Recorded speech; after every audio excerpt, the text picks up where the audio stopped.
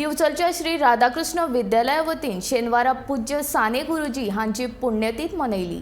हे कार्यावळीक जोडून विद्यालयाचो स्थापना दिसूय मनयलो। या कार्यावळीक मुखेल सोयरे म्हण कुडाळच्या बॅरिस्टर नाथ पै हायस्कुलाचे आदले मुख्याध्यापक अशोक येजरे हाजीर आशिल्ले। या कार्यावळीन गुणेस्त विद्यार्थ्यांचो भोवमान केलो।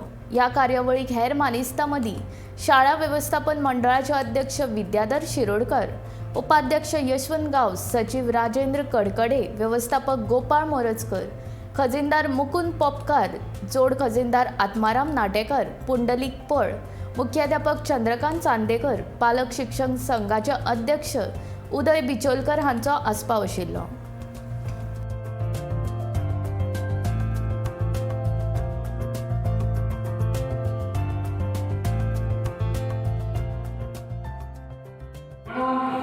तुम्हा सर्व मुलांना तुमच्या मातृभाषा, तुम्हाला समजा मातृभाषा मराठी असेल तर मराठी आलं पाहिजे, कोकणी असेल तर कोकणी आलं पाहिजे।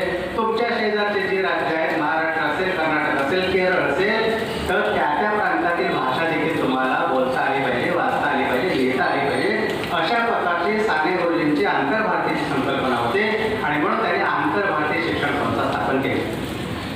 मित्रांनो, साने गुरुजी जेव्हा नाशिकच्या तुरुंगामध्ये होते तर नाशिकच्या तुरुंगामध्ये असताना इतर कैद्यांबरोबर ते गप्प बसले नाही।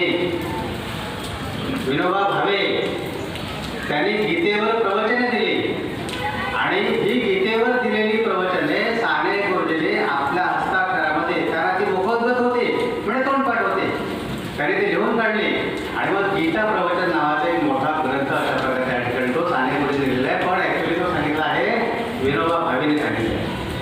नाशिकच्या तुरुंगात असताना त्यांनी 42 रात्री आपल्या सवंगड्यांना आपल्या आईच्या सगळ्या गोष्टी सांगितल्या।